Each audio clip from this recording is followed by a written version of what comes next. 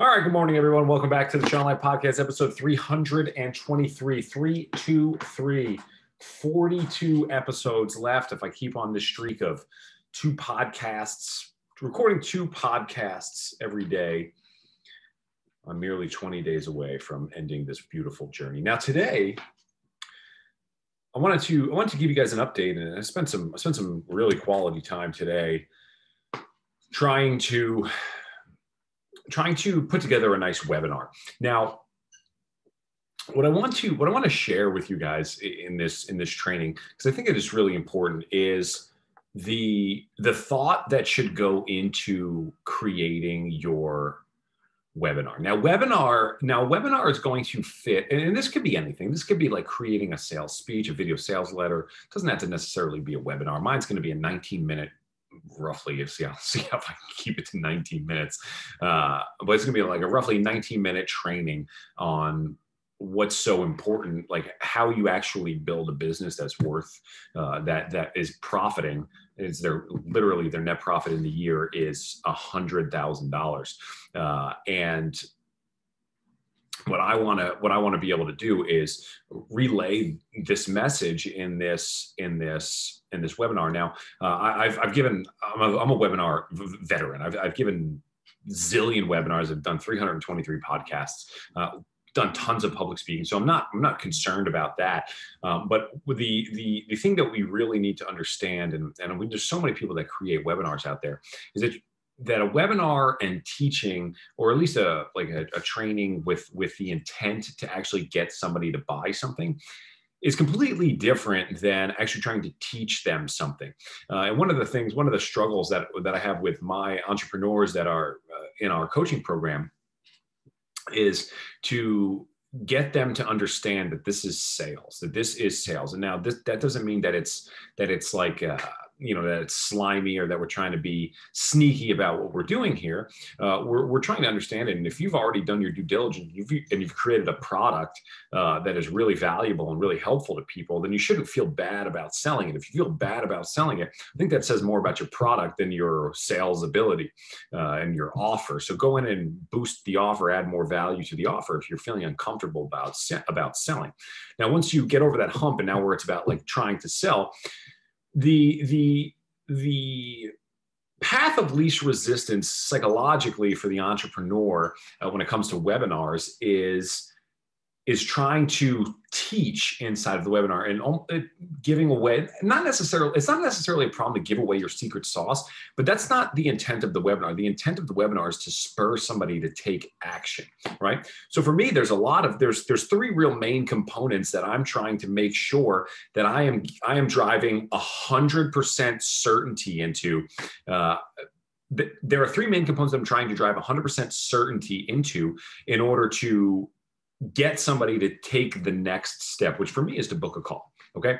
So the three things that I really want to make sure that I am hammering into these folks is, number one, does the system work, right? How can I create 100%, 10 out of 10 certainty with the individual that is watching my training, that when they're done watching the training, they're 100% sure that what I do works, right? And this is a thought process. This is a challenge. Like, this isn't something you think about in 5 minutes. This is something that I'm like walking around, I'm pacing, really ruminating over this. I'm sitting down, I'm looking out into the sky and into the city, and really trying to think about, like, what would it do? Like, put myself into their shoes. This is where really empathy comes into play. If I really try to put myself into the shoes of my ideal customer, what are they feeling as they're watching this? What are their concerns? What are their thoughts?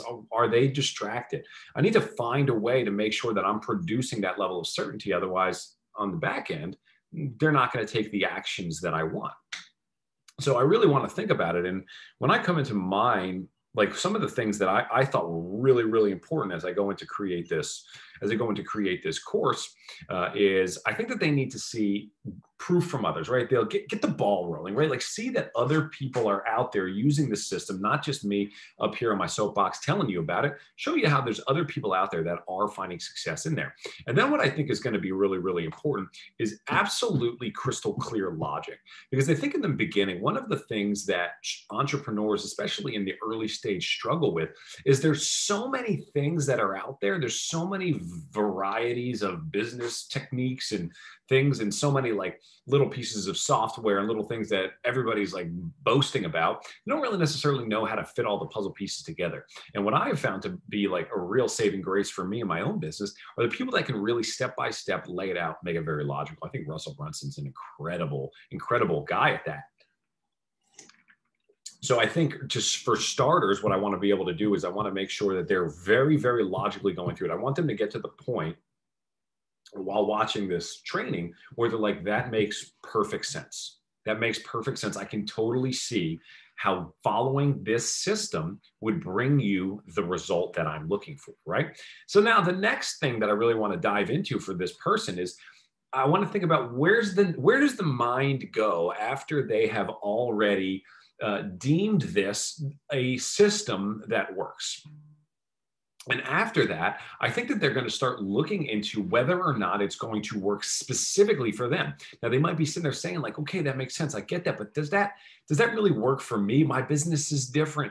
I'm different. I'm not comfortable doing this. I'm not comfortable doing that because this is how my business is different. So what I really need to do in the second component is prove to them why it will work specifically for you. Now, I think this is where you really have to be really clear on your avatar, on your ideal customer, so that they know that you know who they are.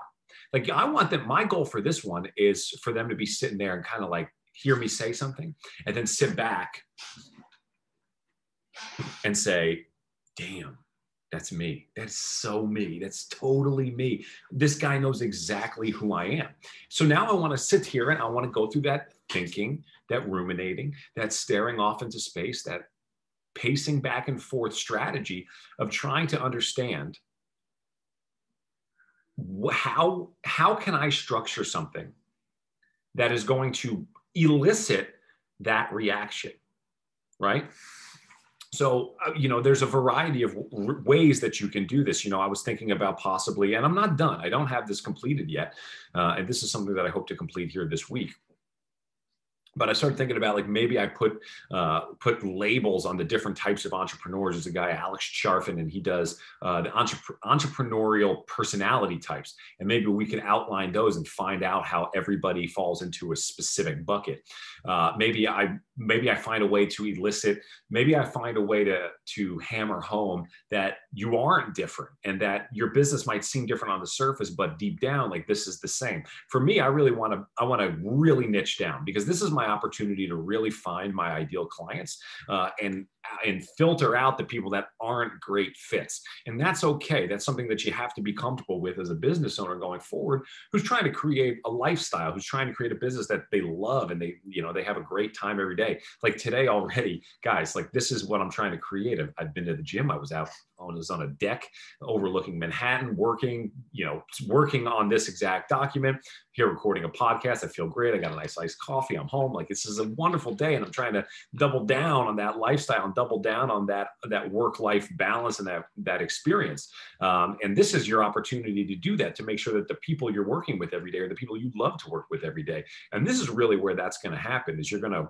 get in here and you're going to really let them know who they are and that you know who they are and that what you do actually solves that problem, right? So that's really, guys, what secret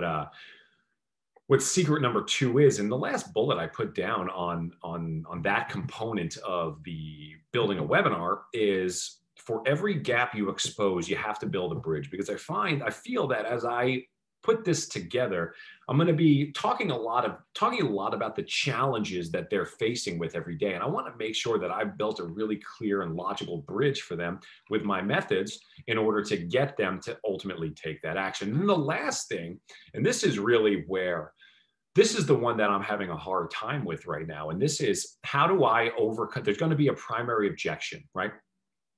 So they're going to say, damn it, you did it. That works for that. This system works.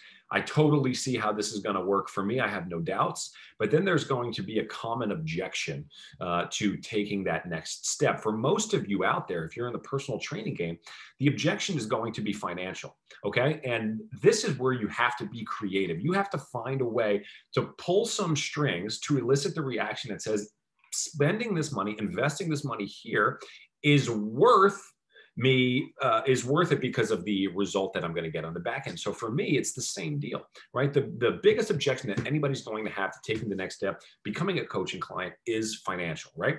And what I need to make sure that I do is creatively find a way to show them. And this is not bullshit. Like, this is so clear. This is so true. This is so genuine. This is authentic. Why it's worth your time to really do this. This is not, again, this is where people are going to have a hard time because their offer doesn't provide enough value, and they're going to feel slimy and salesy about injecting this component into their video sales, or their webinar, their training, whatever it may be, is because they don't really believe in their product. For me, on the other hand, I see it every day. I see all of my clients doing really, really well, making money, making so much progress. And I know that if they just trusted themselves and they've gone through the filtration process, they've gone through the qualifying process, and I believe, and we know that they're a good fit for the program, I know they're going to be successful, right? And if that's the case, it's my obligation to show them that that is going to be the case. So what I need to do is I need to find a way to get them over that hump, because that's a hump that we all, at some point in our lives, are going to have to get over. And for me, I think that the best way that I can do that is telling some sort of killer story. So now what I'm in the market for is I'm walking around, I'm looking, I'm Googling stuff, I'm reading books, I'm reading articles. I'm trying to find a really great inspirational, motivational story that shows you the importance of investing in yourself, investing in the right programs, investing in the things that are going to take you to the next level. You know, one of the things that keeps popping up for me is just investing in general. This is how people get filthy rich, is they take money, they put it somewhere, they get some value back, or they let it sit there for a little bit and let the value accumulate, and then they sell it on the back end for a greater profit. They're letting their money make them more money. And that's really what objection number 3 is about for me, but it's finding a way to elicit the right reaction out of the individual on the other end. So what I want you guys to know, to kind of wrap this thing up, is I want you to really think about the sales process that you've done in the past. If you're like the other entrepreneurs that I've worked with, which I'm assuming that you are if you're here, if you're like them, you've probably slapped it together. You probably sped through the process, making a webinar, doing these things online, building a sales funnel, building lead gen and lead nurturing tools has probably been frustrating for you as you've gone through the process. And what I want you to know is that there has to be real thought. I've been working on this document for at least 5 days now, as I'm really trying to understand what it's going to take. I want to build it once. I want to build it right. Of course, I'm going to have to tweak it and change things over time, but I want to make sure that what I'm putting out there is really going to get the reaction and the action that I need out of my ideal customer. And that's really the game. So it's really about thinking. It's about putting yourself in the right headspace. Excuse me, it's about being empathetic on the back end and really trying to find out what it is going to take. Truly put yourselves in their shoes. What is it going to take in order to get that person on the other end of the computer or their phone or their car radio to stop, take action, and move to the next step of your sales funnel? This is a highly empathetic process, guys. And I hope that this was helpful for those of you who are making video sales letters, for webinars, or really just putting together their sales pipeline in general. This is how the game is played, okay? Hope this was helpful. If it was, please go down, drop us a comment or a review, 5-star rating. If you loved it, if you didn't love it, don't give us a rating. That's gonna hurt us. But thank you so much for all of that. And we will, as always, see you back here tomorrow morning for 324th consecutive podcast of the Sean Light Show. Guys, we'll see you back here tomorrow. Have a good one.